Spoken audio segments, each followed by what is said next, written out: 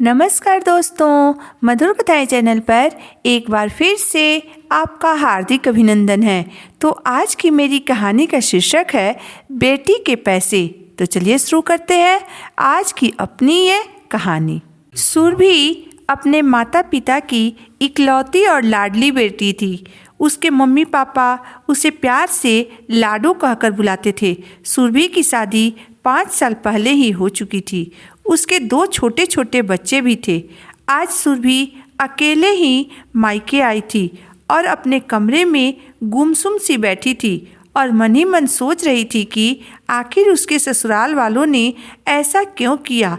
उसकी माँ सुषमा जी ने 2-3 बार उसके कमरे में आकर उससे बात करने की कोशिश की, परंतु उसने हर बार माँ की बात को टाल दिया। सुबह से उसने कुछ खाया पिया भी नहीं था। आखिर माँ से नहीं रहा गया। वह सोचने लगी कि एक तो बेटी सुबह से भूखी बैठी है, ऊपर से इतने सालों में पहली बार अपने बच्चों को अकेले ससुराल में छोड़कर मायके आई है। कुछ तो बात जरूर है। वह एक बार फिर अपनी बेटी के पास गई और शांति से बैठकर उसका माथा सहलाने लगी। माँ का इतना प्यार देखकर सुरभि माँ के गले से लगकर फुट फुट कर रोने लगी और बोली, मेरी क्या गलती है माँ, जो मेरे ससुराल वालों ने मेरे साथ ऐसा किया? आखिर किस गलती की सज़ा दी है उन्होंने मुझे? यह कहते हुए वह फिर से रोने लगी। तब सुषमा जी बोली, बेटा, अगर तुम मुझे कुछ बताओगी नहीं तो मैं कैसे जानूंगी कि क्या बात है? क्या आलोक ने तुझे कुछ कहा है या फिर तुम्हारे ससुराल में कोई बात हुई है क्या? बेटा, बात को जितना छुपाने की कोशिश करोगी मन उतना ही परेशान होगा। इसलिए तुम अपने दिल की बात मुझे बता दो, तुम्हारा मन हल्का हो जाएगा। अपनी माँ की बात सुनकर सुरभि को थोड़ी हिम्मत मिली और वह बोली, माँ, आलोक तथा मेरे ससुराल वालों ने मुझे घर से निकाल दिया है। क्या? घर से निकाल दिया? लेकिन क्यों? बेटी की बात सुनकर सुषमा जी चौंकते हुए बोली, ऐसे क्या बात हो गई जो उन लोगों ने तुम्हें घर से निकाल दिया? तब सुरभि बोली, आपको याद है माँ, जब पापा ने मेरी शादी से पहले बैंक में कुछ पैसे जमा करवाए थे? सुषमा जी बोली, हाँ बेटा, मुझे याद है। तब तुम बहुत छोटी थी और उस समय हमारे घर की स्थिति भी कुछ खास नहीं थी, इसलिए तुम्हारे शादी के लिए तुम्हारे पापा ने वह पैसे जमा करवाए थे।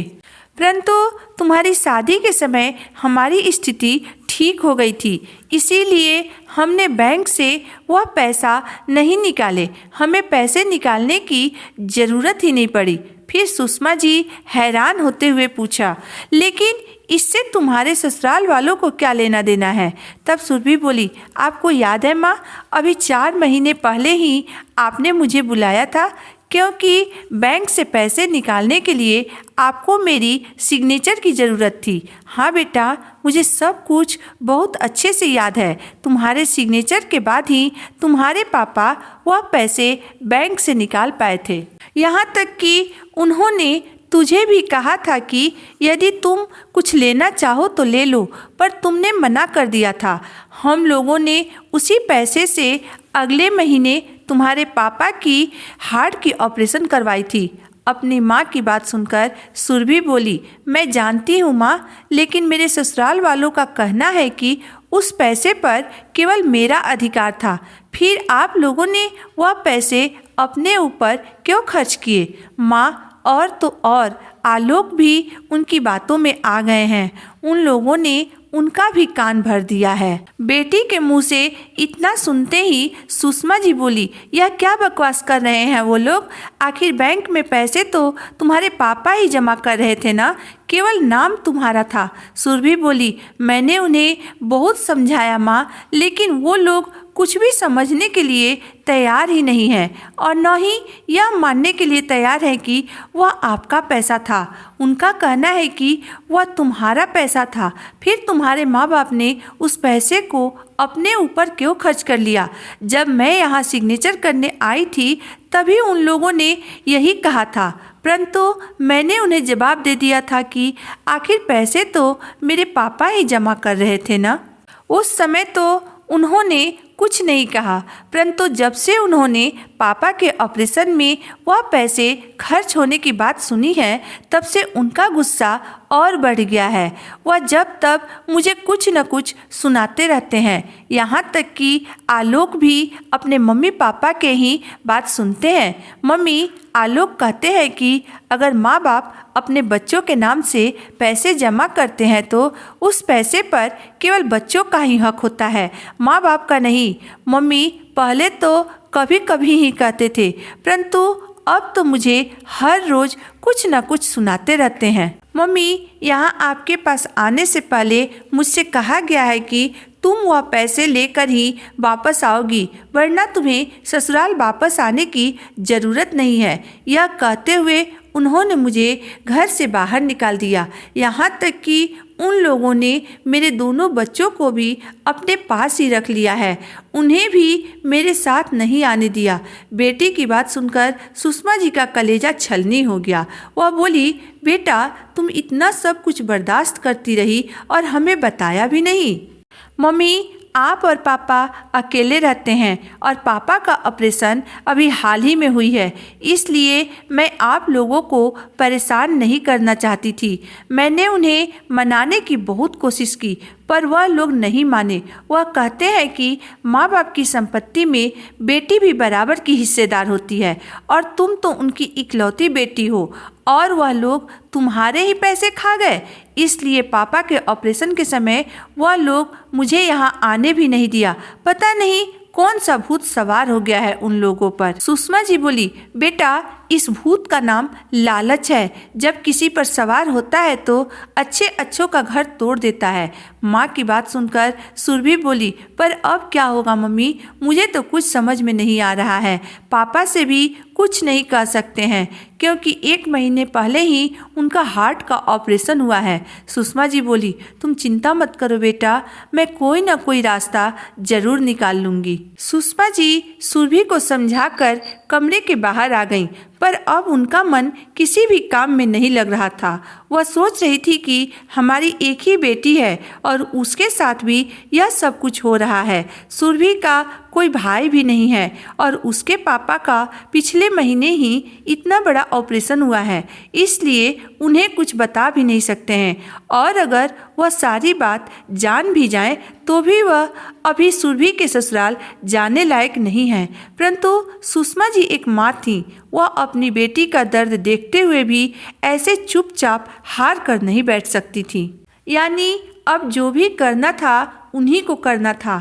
यही सोचते हुए सुषमा जी अपने कमरे में गईं और अपना बैग उठाया तथा सुरभि से बोली, बेटा मैं अभी थोड़ी देर में आ रही हूँ, तुम अपने पापा का ध्यान रखना।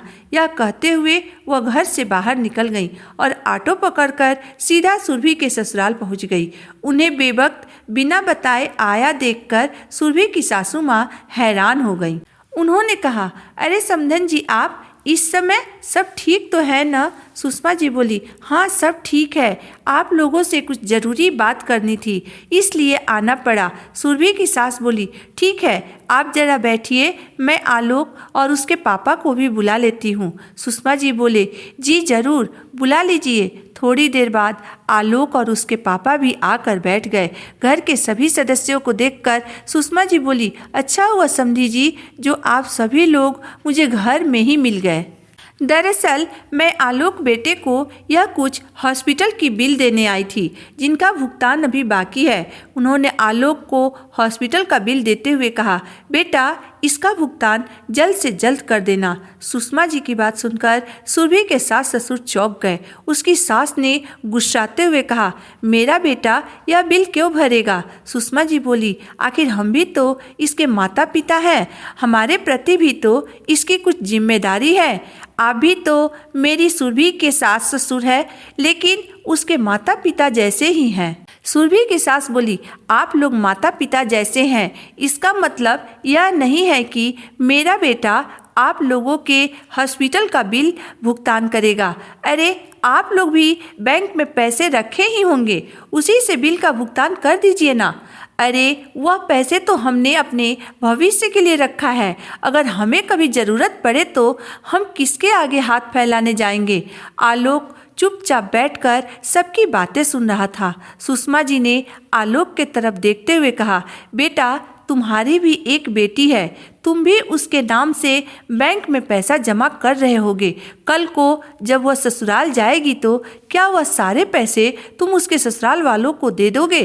सास की बात सुनकर आलोक चुपचाप सर झुकाकर बैठा रहा, कुछ नहीं बोला। सुषमा जी फिर बोली, बेटा, माता पिता अपने बच्चों के लिए कुछ पैसे बचा कर रखते हैं कि कल को अगर उनके बच्चों को ज़रूरत पड़ेगी तो वह पैसा उनके काम में आ जाएगा, और अगर बच्चों के काम में नहीं आया तो वह उनकी खुद की जमा पूंजी होगी जो उनके भविष्य में काम आएगा। यह कोई ज़रूरी नहीं है कि बच्चों के नाम पर जमा किया गया पैसा केवल बच्चों का ही होता है। सास की इतनी खरी खोटी सुनकर आलोक बोला, मुझे माफ़ कर दीजिए मम्मी जी, मैं अपने मम्मी पापा का बात मानकर अपना ही घर तोड़ने चला था। आलोक की बात सुनकर सुषमा जी बोली, ठीक है, तो अब मैं चलती हूँ। यह कहते हुए वह घर से बाहर निकल गईं।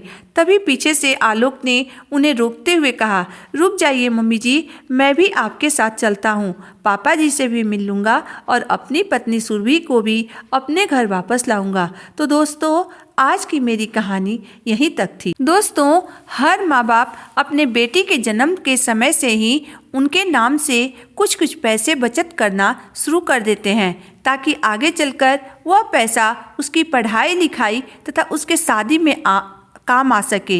इसका मतलब यह नहीं है कि वह सारा पैसा बेटी का ही हो जाएगा। माँ बाप का भी उस पर पूरा अधिकार होता है। वह अपनी ज़रूरत पड़ने पर भी उस पैसे को खर्च कर सकते हैं। इस पर आप अपनी राय मुझे ज़रूर बताइएगा।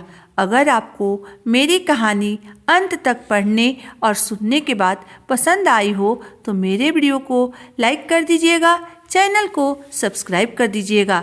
तो फिर मिलते हैं एक नई वीडियो, एक नई कहानी के साथ। तब तक के लिए धन्यवाद।